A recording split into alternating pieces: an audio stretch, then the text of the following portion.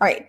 Meghan Markle gives a whole speech about protecting children online during this humanitarian award thing. And then, literally the same week, can't make this up, she posts her own 4-year-old daughter on social media in pajamas, running across a lawn, and captioned it, "To all the girls, this world is yours." Excuse me, the irony, wildly contradictory, Meghan, if you actually believe kids shouldn't be fed to the algorithm. Let's get started.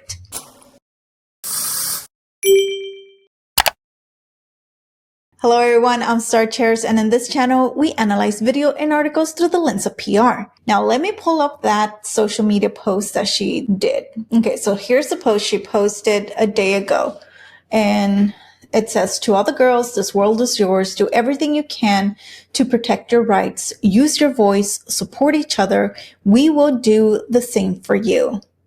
Meghan, like, I'm so confused by this because all the women around you, you have ousted. Like, you're like, no, my way or the highway. And everybody has taken the highway because you put them there.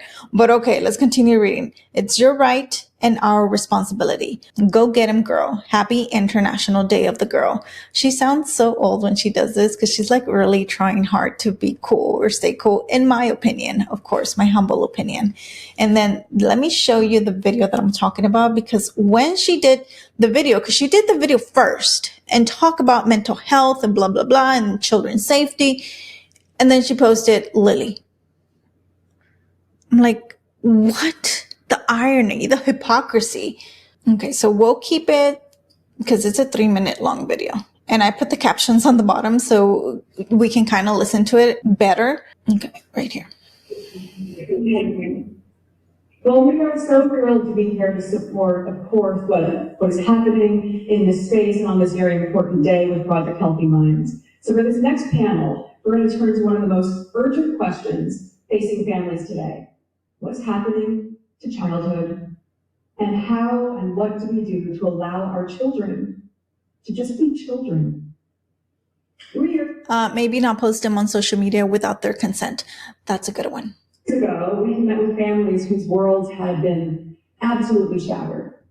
Parents who had lost children to social media-driven suicide, others who had lost so many of their children to struggles with depression, anxiety, self-harm, all inflicted by online harms. And you heard some of that in the first panel with Katie, who we met 3 years ago with her mom. And just so proud of you, Katie, if you can hear me backstage, and how far she has and how.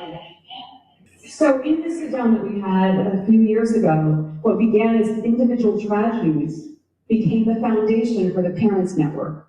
Now, this is a community that grew from a small pilot in November of 2022 to a global support system serving families across 3 countries by August 2024.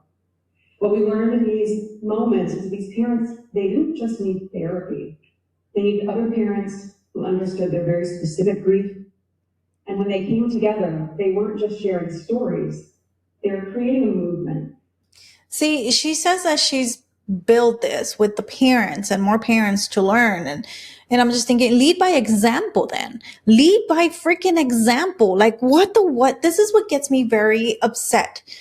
Because here they are talking about mental health and how to keep children safe, but it is the parents' responsibility. They need to be as responsible as you are when you give your child a phone. You need to tell them, you need to block certain things. I remember when Facebook and social media was becoming a thing as I became an adult. And as soon as I got a job, Facebook was blocked. YouTube was blocked. I don't know about you, but that's still a thing. Workplaces still do that. You can do that to your child's phone. If they can do it to adults at work, you can do it to your child at home. So the first line of defense is really the parents, point blank. And for Meghan and Harry that talk just so much, they should really lead by example, because by the end of the week, Lily was already on Instagram, mind you, without her consent. They were creating communities of absolute resilience. So the conversation that you're about to hear will help us better understand the scale of what we're facing, and more importantly, what we can do about it. Because while the research is sobering, the solutions, as we've seen firsthand in the past 2 years with these very brave and resilient parents, the solutions are within reach, especially when parents, advocates, and communities all come together. She can't be talking about community when the only community she built is her as the dictator. But anyways, I digress. This is the video I wanted to show you because she talks so much about community, protecting, building a foundation for, helping mental health and people that have lost children due to social media harm. And then for her to go and post the same week, her daughter Lily, I'm just thinking, are you mentally sane? You posting Lily is not leading by example whatsoever. And I'll get to my point in a bit. Okay, I wanted to bring this photo back up because here's the thing. Lily doesn't have a voice in this photo. She didn't choose to be the poster child for her mother's empowerment narrative. That choice was made by her, Meghan. That's exactly the kind of boundary Meghan just claimed she's fighting against. Let's talk about this from a PR and parenting ethics standpoint, okay? When Meghan posts her daughter online, even faceless, even maybe as tastefully artistic as she thinks she's doing, right? She is still entering the same digital playground she has warned or is warning others about. That one single photo, or in fact, it's also a video of her running. Oh, I don't have it here. We saw the single photo and now we're seeing Lily actually running. This has become part of a permanent online footprint that Lily did not consent to. And that's where it gets ironic because Meghan's entire speech is about protecting children from the harms of online exposure, predatory and algorithms and digital trauma. It's the mommy blogger paradox all over again. And we've seen it for years. Influencers who build empires off their children's milestones, emotions, and private moments. They'll tell you it's for awareness, just like Meghan is here, or I'm empowering other mothers. But the truth is, those kids, Lily did not sign up to be a brand ambassador. She's much too young. She didn't consent and they didn't ask her. Just like those children of mommy bloggers that didn't consent or were asked to have their first steps, tantrums, or birthdays become content. Lily is content at this moment. Every single time, let me take this off. Poor Lily. Let me take her off. And I have the right to use it because it's public domain now. Again, Lily didn't ask for it. But this is all her mother's fault because Meghan is using her for content and Meghan is doing the celebrity version of the mommy blogger. It is the same thing. It is polished, curated, Meghan approved. She's not sharing a raw, real motherhood moment. She is sharing a message moment, a calculated post timed for International Day of the Girl, complete with motivational caption and campaign-ready imagery. It's not motherhood. It is brand marketing right there, as you saw. Because here's what the mommy bloggers have taught us. When your livelihood or brand relevance depends on your child's image, and we're seeing that it does, you stop being a parent online and start being a manager. The line between love and leverage completely blurs. And Meghan, for all her speeches about protecting children, has crossed that same line. She just dressed it up in flower sprinkles and a philanthropic language. That's it. Because let's be real, this wasn't about celebrating girls whatsoever. No. This is image management. And yes, I do know that she is posting Lily faceless, in motion, mystery child aesthetic. It gives the illusion of motherhood without the risk of public backlash, or so she thinks. Because it's strategic, yes, but again, not safe for the child. It's see, I'm a mom photo without revealing anything real, but she still didn't have her daughter's consent. And the irony here is that she's preaching about digital safety while simultaneously feeding us, you and me, the algorithm with a child's image, hers. You cannot fight online harm while you're participating in the same visibility machine that causes it. That's not awareness. Are you kidding me? Her speech was designed to sound empathetic, intellectual, and emotionally aware. She references trauma-informed communities and digital wellness, and it's clear that she's been media trained for the humanitarian circuit. But when your actions completely contradict your words, your credibility crumbles. Done. And we have seen this over and over again in this past week. That's it. Because if the question is, how do we protect children online? I didn't know, Megan. Maybe the answer starts with not using your own child's photo as emotional marketing collateral. Maybe. I don't know about you, but I think that would be a good idea. Parents, famous or not, often justify this by saying, it's harmless. I'm not showing her face. But studies in digital ethics say otherwise. Partial exposure is still exposure. Once an image is online, it becomes part of the child's digital identity.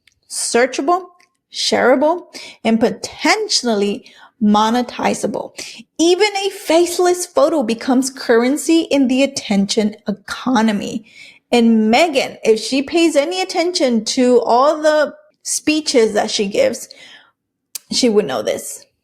So when Meghan uploads a Lily running in pajama shot, she's not just sharing a sweet family moment. No, she's offering content to you and me, the audience, a narrative to be consumed, to be analyzed, and to be circulated. It's the same system she claims is harming kids and children, but she's playing it from the inside, thinking that she can control it. Guess what? No, you can't. Nobody can control it. That's the point. Because once you become a public figure online or you start posting anything on social media, you have to be mentally prepared to be attacked, to have your video or your photos used digitally without your permission. And trust me, many of us know that have been online for a bit how AI has changed, and they can use one clip or one photo and completely run wild with it. And we're not going to leave Harry out of this because the bottom line, Harry is like, these are his kids. He should be the last line of defense or the first line of defense. But in this point, I'm putting him at the last line of defense because nobody else is protecting the kids. And honestly, I feel like he's losing this simple battle. What he should be doing is setting a consistent household boundary of no kid content. And it's failing badly due to their mother insistence on showing the kids for the brand. For her, it's just a mix of incentives. PR wins versus child privacy. PR wins. That's what she says, in my opinion. And kids always lose to optics unless a parent draws a hard line. And that is what Harry should be doing. But we're still seeing the kids. She's still using the kids for content. If they truly cared about kid safety, they should do this. I actually printed it out. I mean, not printed it out. I made a little something.